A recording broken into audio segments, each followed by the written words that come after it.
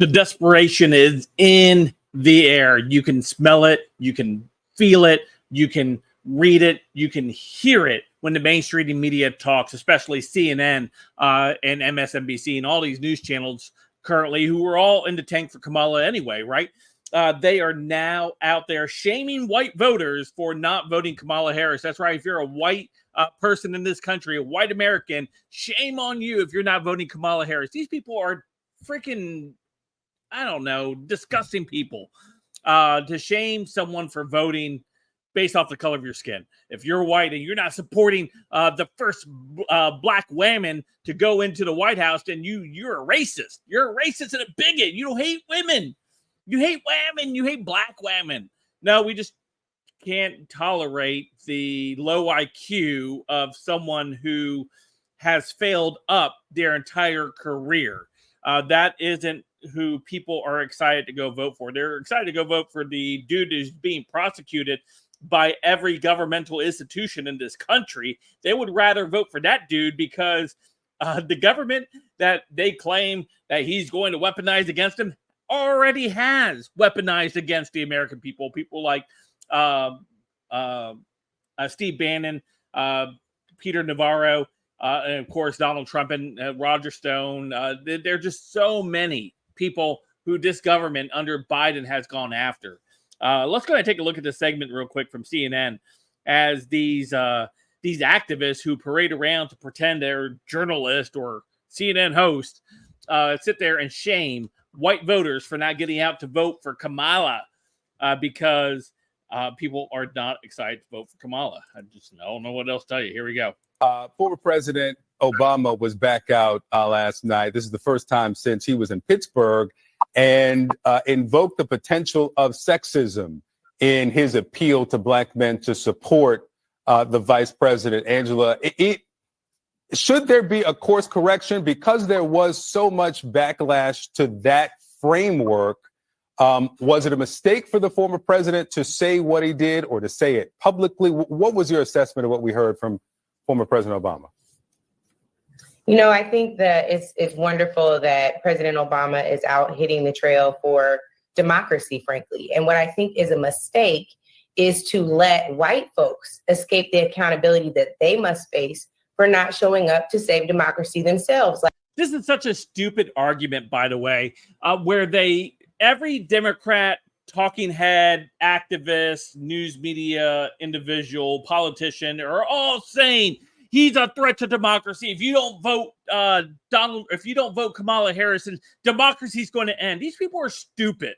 If you watch the interaction Donald Trump had with Chuck Schumer during the dinner they had the other night, that was put on by the Catholic, I forgot what it's called, but where they get up and they roast each other and stuff. It's funny stuff, right? And you see Chuck Schumer talking to Donald Trump like a normal human being because obviously he is not a threat to democracy. They play into this because that's all they have. That nobody is excited to vote for a Democrat, especially after being under Democrat-controlled Congresses and a White House for the last 3.5 years. People have suffered under this current regime, and we have seen what happens when the adults are back in charge. You are poorer, you are less safe, and the real threat to democracy is the Democrat Party.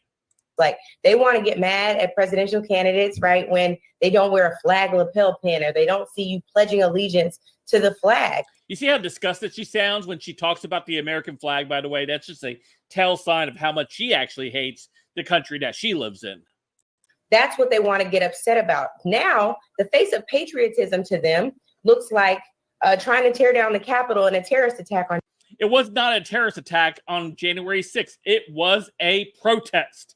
A fiery but peaceful protest. That's what CNN would have said or did say during the Minneapolis riots as they were burning down Minneapolis.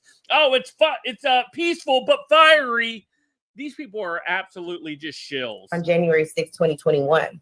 So the responsibility of saving democracy should be on the largest demographic in this country. That is white men and white women. I don't want to see a women's march with pussy hats come January if something doesn't go right. What I want to see is for them to march themselves to the polls, including today. We are in Detroit, Michigan, for an early vote rally. In Michigan, early voting starts next Saturday, which is my birthday, Victor. Happy birthday. But today in Detroit, it starts today. There's a big event at Pistons Land. We will be adjacent to that event, talking to folks, Detroit voters, about what they want to hear, about the agendas that matter to them, about the economy, about healthcare, about ensuring that democracy is preserved, even if it's not perfect. We're doing our part. It's time for white folks to turn their ire and their attention to each other to ensure they also do their. Black men are actually turning out in greater numbers to vote for Trump than black women. And black women are absolutely angry at black men because they're like, yeah, we understand that you think that we don't like that woman. One, they don't like her, but two, they understand the real things about what's happening right now. They're like, this guy over here, Donald Trump, I remember I had money in my wallet when he was president.